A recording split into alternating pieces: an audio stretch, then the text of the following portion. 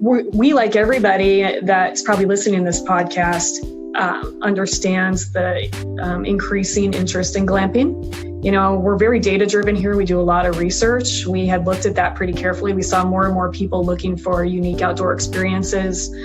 And we felt we could, based off our knowledge of camping and the outdoors, could develop something pretty special. We spent a lot of time looking at other options in the market, what people were doing, applying them, how we would approach a campground and merging these things together to create something pretty unique.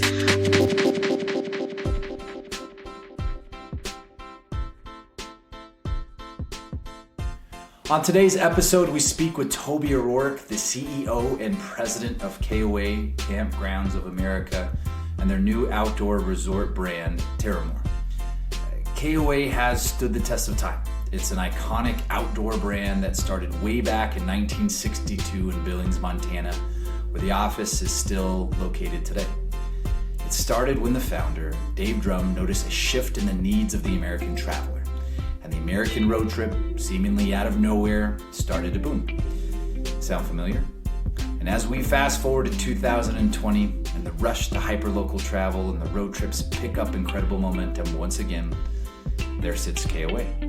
But this time, they're putting their own twist on their entrenched brand by rolling out a new glamping outdoor resort in Bar Harbor, Maine, and a new brand, Terramor. Back in 1962, the founder was determined to make decisions based on data. And that seems to be true today, with the leader of the organization, Toby O'Rourke, taking a data-driven approach to the outdoors and glamping. Enjoy. Welcome, everybody, to the Glamping Podcast. I'm your host, Ruben Martinez. Today, we are fortunate to have our guest, Toby O'Rourke, the president and CEO of KOA. Toby, thank you very much for taking the time to speak with us today. Thanks, Ruben. Thanks for inviting me. So we'll get into all the great things that you're doing at KOA, the new glamping property that you have in Bar Harbor I want to talk about. But before we jump into all of that, tell me a little bit more about kind of, your childhood, growing up, and I believe you're a Montana native. Is that correct? I am. I grew up in a really small town in Southwest Montana. It's 700 people. Rural Montana, a charming place to grow up. It was wonderful, nestled in the Rocky Mountains. So definitely had, this idyllic childhood of a small town and a lot of outdoor time, and, grew up fishing, hunting, all sorts of things like that with my family. And I think that's, sparked a lot of the reason why I resonate so much with glamping, and what I do now is based off how I grew up. And what was that a priority for you and your family when you were growing up? Can you kind of describe a typical camping trip? Was it always kind of fishing? Was it always hunting? Was it always camping? What was kind of the typical trip for you guys? Well, it was just integrated into our daily lives. It wasn't really a trip per se or a vacation we took. We lived out of town. Where I grew up was very much a ranching area, lots of ranches, lots of space. We didn't live on a ranch, but we had property out of town. And, I hunted with my dad every fall. We fished in the summers. We would go to the mountain lakes nearby. We hiked a lot. We went camping. It was just part of our, how we recreated as a family and what we did. It wasn't like we took one big camping trip a year, or that was our one vacation of the year and we escaped the big city. It was just integrated into our daily lives, which was nice, and I think at the time I probably didn't realize how rare that is for a lot of people until now, as I'm an adult and have done lots of things and lived lots of different places, realizing how unique that was to be able to grow up that way. Yeah. So it just felt like it was just really the something that you guys would do on a daily basis or on a consistent basis, and something that was just in your blood, right? Right, absolutely. And that's a lot of how Montana is when you grow up in a place like Montana. It's very much about, being integrated with the outdoors and people. It's just a part of people's lives here. And that's something, we celebrate at KOA. It's why we're headquartered here. And everybody that works for us has that passion for the outdoors because it's very much a part of our lifestyle.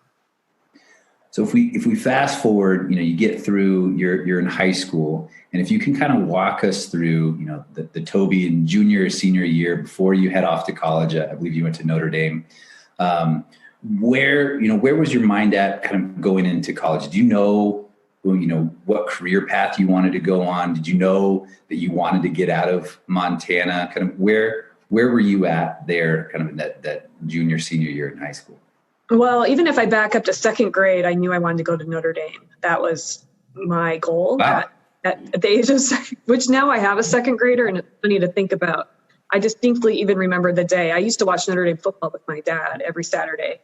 And I remember once rolling over and looking at him and saying, I'm going to go to college there. And I was 7 or 8 at the time. And so that was always my goal. So I was very focused on that, making sure, I had a high school class of 19 kids. When I went to Notre Dame, I realized that my education was very different than a lot of the other students at Notre Dame. I didn't have as much of the prep classes they had and the access to different things because I was from such a small school. So I'm very grateful that worked out. And so, junior, senior year, I was very focused still on my goal. I was very excited to get accepted to Notre Dame and be able to fulfill that dream. And very thankful that my parents, did everything they could to help me get there. And it wasn't that I was looking to escape small town Montana, but, that was definitely my goal. I wanted to be, what I wanted to do. I wanted to be a doctor at the time. I wanted to focus on rural medicine. Again, I think that's probably tied back to growing up in a small town. And quickly when I got to Notre Dame, like every college student, your major changes. And I actually ended up going into government and computer applications. So completely different than pre-med. But, I think everything just sets the stage for where I'm at in my career now, having that background. Was it something in particular that drew you to Notre Dame? I mean, that is some focus from second grade to kind of know where you want to go to school and to stay focused and diligent, to get there. Was it just something that evolved over time, or was there something in particular that really gravitated, or is just was it more a holistic thought? Like I said, it was probably all started with Notre Dame football every Saturday. My dad was a big Fighting Irish fan, is a big Fighting Irish fan. We're Catholic. I wanted to go to a Catholic school as I grew up, and that became more of importance to me. So the colleges that I applied for were all Catholic colleges. And it really went back probably, honestly, to Notre Dame football and wanting to be a part of that and the excitement of that. And plus I knew it was such a strong school for academics, highly rated. And it just aligned with what I wanted to do. And I'm glad I went there. It was a great experience. I met, my best friends still today are my girlfriends from Notre Dame. We all keep in touch. We're very close. And it was, it's a really special place to be able to be at for 4 years. And I'm very grateful I had that opportunity. So then walk us through, you're at Notre Dame, you realize that the medical career path maybe just isn't for you, and you kind of shift over into business, and you're getting ready to graduate. Did you have a job or a career path kind of lined up? Were you going to graduate and kind of figure it out? Did you know where you wanted to live? Well, I actually wasn't really in business. I was, like I said, a government major, and I really thought that my path was politics. I did some internships. I interned in the U.S. Senate, and I interned in the House of Commons in London. I did a study abroad program and was able to do some internships while I was there. I love politics. I love international relations. I thought that was my path, but I became very disillusioned very quickly as an intern with partisan politics. And, I love the concepts of policy, particularly in international space, but I just really got disillusioned with the infighting between Republicans and Democrats, particularly that summer that I was in DC. So my other major at the time, all through college, was computer applications. And so I decided to shift gears, and I actually went into software development. So I had another internship my junior year, headed into senior year, focused on programming. And that's what I got a job in right out of college, and was really focused in the technology space, which now, in where I sit 20 years later, I think that programming background, I can attribute a lot of my career success to having a background in development and programming. And I highly encourage any student to add that into their curriculum, because I think it really sets you up for success in knowing fundamentals around technology.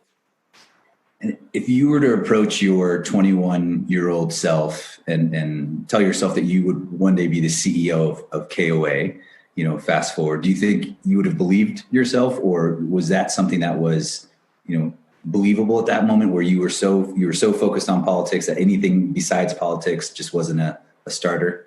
Yeah, no, I hadn't thought about KOA. To be honest with you, I grew up in Montana. I did not know KOA was headquartered in Montana until much later in life when I was looking to return home. I shifted into technology and programming. I loved it. I loved to develop code. I went into management consulting, and I thought that was my path. And I love consulting. I love going in and solving problems. I like going into other companies and just digging into the issues and coming up with solutions, and very passionate about it. And what switched me to a different career path, to which eventually landed me here, was I went to graduate school at Northwestern when I was living in Chicago. And I realized that marketing was really my sweet spot. And I shifted into marketing, and that it all went from there. I started out as a food marketer and brand management for Sara Lee Corporation. I was focused on the smoked sausage platform. If anyone remembers the Go Meat campaign, this was quite a while ago, but I was marketing sausage. I just stuck with food marketing. I moved to Denver and I worked for White Wave Foods, and I was marketing soy milk. So I went from sausage to soy milk. And then based off my tech background, I navigated towards digital marketing, and that really became my area of expertise. And fast forward, when I decided to move back to Montana, looking for jobs, KOA was looking for a digital marketing director, and that was my expertise. That's what I did, and it landed me at KOA. And then it's just been a really great journey since then to my current position as CEO. So the stars just aligned in lots of different ways to get me here. Was that a pretty easy, it was a little bit of a deviation from your marketing experience, even though it was still marketing as your first role in KOA. Was it something that you had to kind of dig a little bit deeper and do a bit more research to make sure that this was kind of the industry that you wanted to jump into? Was it a quick kind of no-brainer decision? Kind of walk us through that. Yeah, the decision for me was oriented on where KOA was located. I was living in Colorado, and I just had my first baby, and I wanted to be near my family. I thought moving to Colorado from Chicago was going to get me closer to my family. It just wasn't quite close enough. And so I started looking at in Montana, and so the decision for me was driven on location. That being said, KOA really aligned as we started out with everything that, is important to me. It's spending, KOA's mission is about bringing family and friends together in the outdoors. And that's what that was a big part of my life. We spend time outside. I believe in families being outside together. And as a new mom, I wanted to be closer to my family, and everything just resonated with me about coming to KOA. I think I've always believed a good marketer can market anything. So that wasn't so much a transition for me from going from food to camping or hospitality, because if you have the good core fundamentals of marketing, I truly believe you can be successful in marketing any product. I've learned a lot, absolutely, and I had to learn a lot about the business of camping, particularly the operations side, as I've grown in my career here. But it's been wonderful, and I've really enjoyed just digging in and learning all I can about this great business. So if we fast forward to today, and for those listeners that are tuning in the future, we are in the middle of a pandemic, and travel isn't changing. It has changed, and specifically outdoor hospitality. So from your perspective and from KOA's perspective, how are you seeing your role in that shift in travel, and how is KOA looking at the kind of the needs of the new traveler, and how are you looking at that strategy? So, right, when the pandemic came about, in February and March, we were affected heavily, just like the rest of the hospitality industry. A lot of cancellations. We had campgrounds closed. We were working hard to make sure we could be remain open as essential businesses, be listed as essential businesses, so we could serve those people that are living in RVs full time and that were traveling for essential purposes. So we were scrambling just like the rest of the hospitality industry. But soon into that, something I said and continue to say to our system was I firmly believe that camping and KOA and others like us are going to be key to the recovery of the nation from coronavirus. And the reason I believe that, and I think that's panning out. And the reason I say that is because people were staying at home. People still are at home in many parts of the country, and they were wanting to get outside. And what we found happening as we got into summer is that people were seeking outdoor vacations because they weren't comfortable with air travel. They weren't comfortable going on cruises.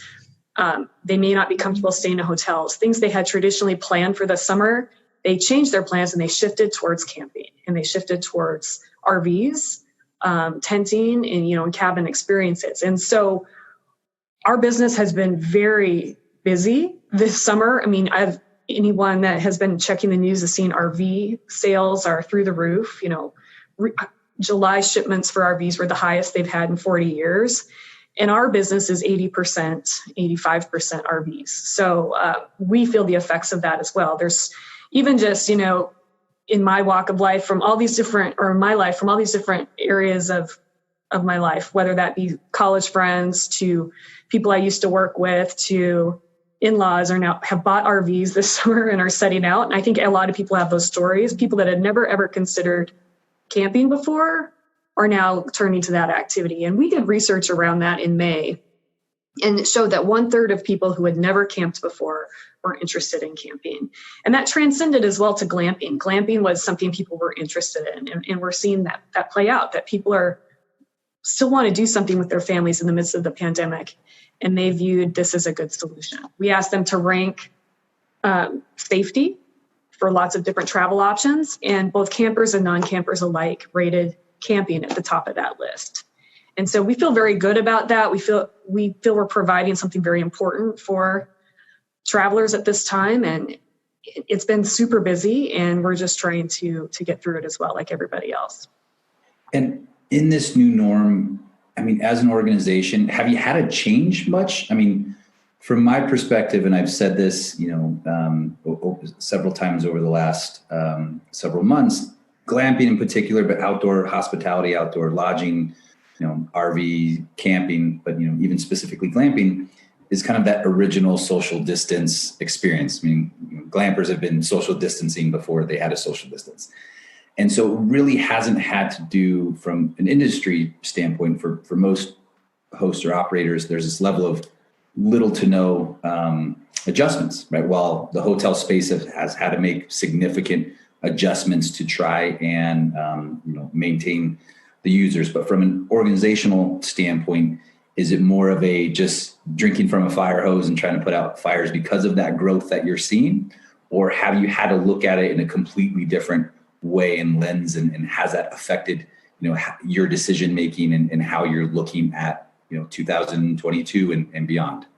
Yeah, a little bit of both. Especially early on, we developed operation guidelines for how campgrounds could operate safely, taking into account things like social distancing, proper use of PPE, cleaning protocols. Even though people are outside, there are bathrooms, there are registration areas in stores, there's playground equipment, there's swimming pools. So all of that common space had to be thought about differently, and how we could keep people safe. We obviously had to comply with state and local jurisdictions, and we still are. There's a lot of laws around the country, and they all are different. Every state's approaching it differently. There's some capacity restrictions in some areas to further enforce the social distancing. There's traveler restrictions in certain parts of the country that we have to make sure that people are quarantined, or they haven't come from some of that's particularly in the Northeast. And so there's a lot of things we've had to comply with. So we have had to shift how we operate. Cabins are a big part of our business, and that's very similar to the hotel world. We had to think about cleaning. Early on, we implemented 2 days between stays so that it gave proper time for cleaning and we can ensure safety. And we've maintained that for sure in certain parts of the country. we're a franchise system. So like I said, we put out a lot of thought leadership to our system, and then everyone has had to adapt and build their own plans. We do own 34 of our own parks, so we're continually revising those operation strategies. But you're right. I think a lot of it's drinking from a fire hose. We have a lot of new campers, as I mentioned before, coming to the campground that probably have never camped before. So I think that that's a challenge and an opportunity that many campground owners are facing across the country in helping newbies come in to this activity and helping them. Sometimes it's not, it's pretty easy to camp. I think you can always have a good experience. And that's why I suggest new campers camp at private campgrounds or places like KOA, because we have staff that can help if there is an issue. So a lot of it's helping people, introducing them to this activity, but we've also had to make sure people are safe, and we want to make sure that we continue to do what's necessary. And let's talk about that new user. I mean, there's a large subset of individuals who are shifting their priorities when it comes to travel and experiencing camping, maybe for the first time or for the first time in a long time, glamping for the first time or for the first time in a long time. From a marketer's standpoint and from a KOA standpoint, what is your messaging to them? How are you guys going about approaching that new traveler and getting them to become a user of KOA, not just once, but that repeat customer?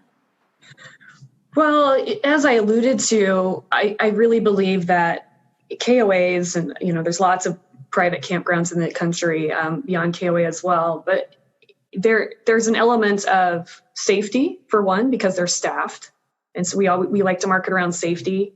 We like to market around help. If you forget something when you're camping, every KOA has a store.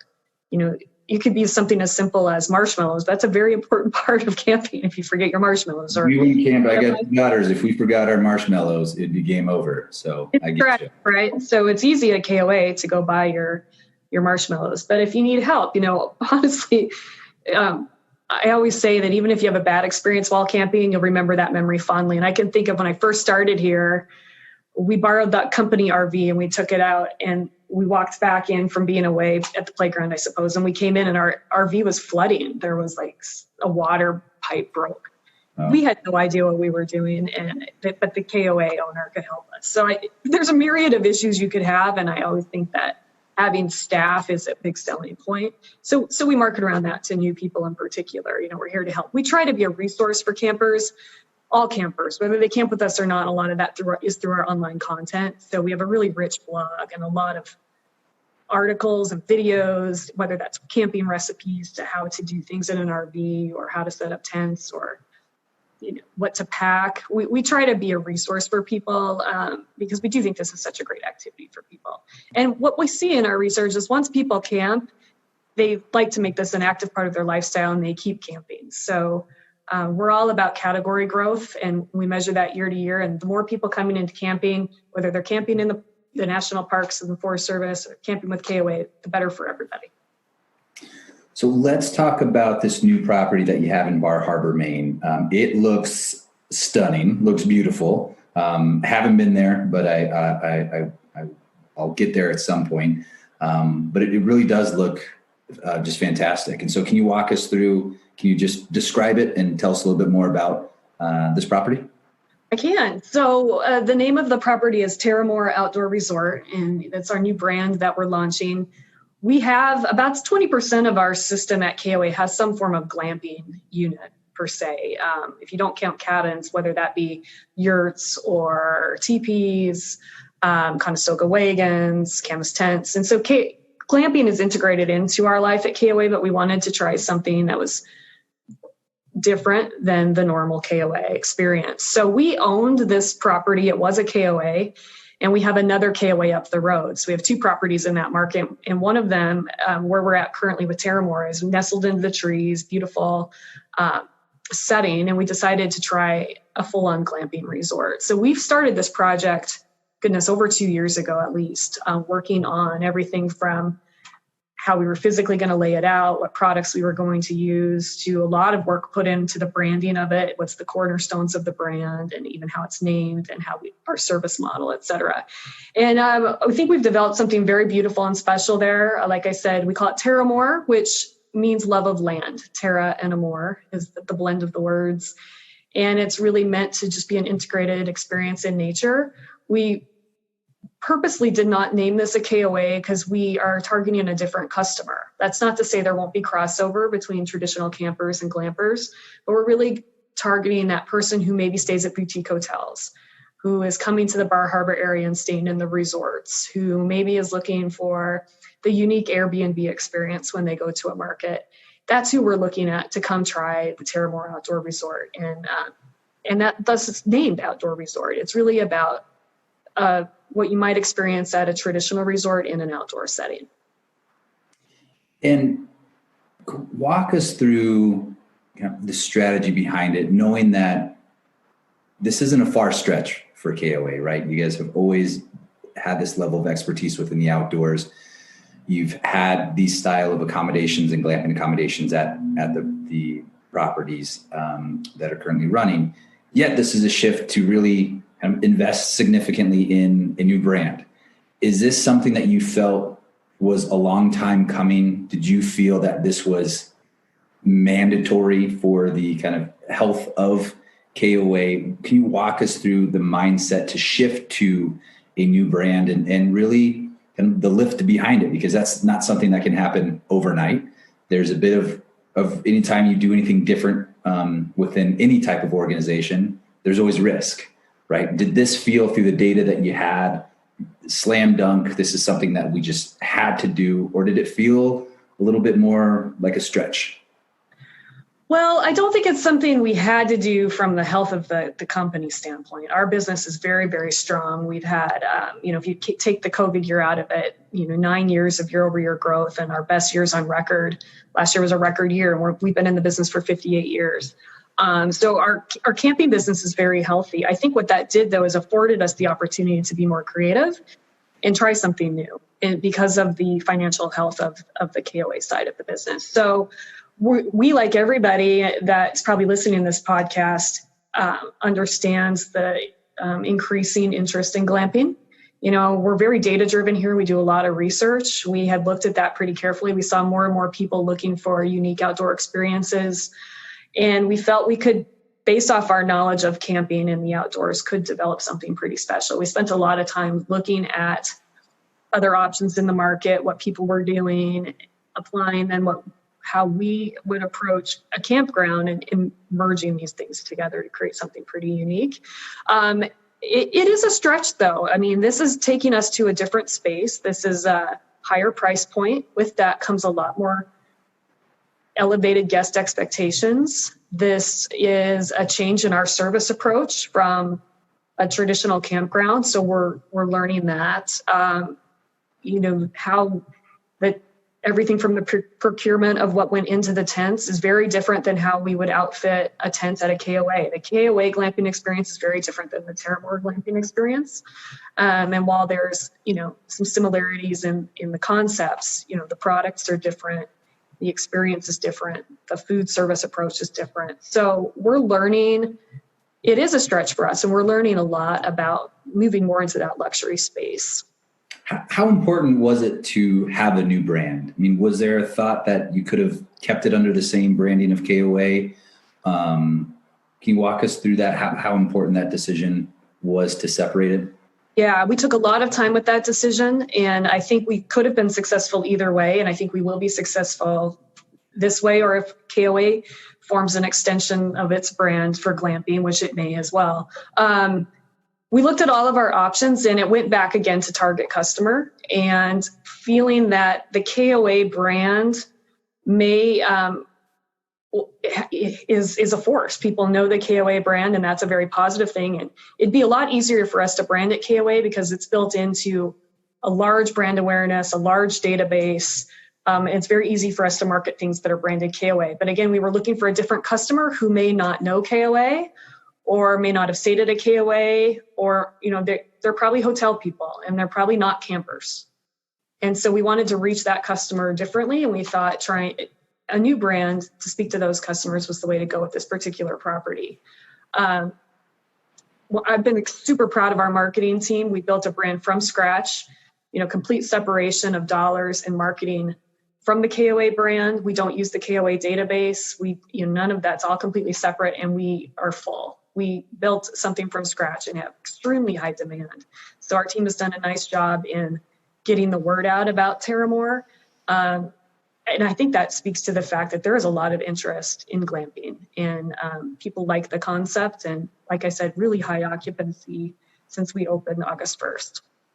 And can you share, now that you have this property open, anything you can share about how you're viewing Terramor, kind of the future of Terramor and KOA and additional properties? Is this going to be, I don't want to, not necessarily obviously a pivot, but is this going to be taking significant calories and investment from the KOA side? Is this more of maybe a slower burn and kind of doing one at a time? Is there a high level of excitement that you guys are now trying to run down a few more properties? What does this Terramor brand mean to the future of KOA?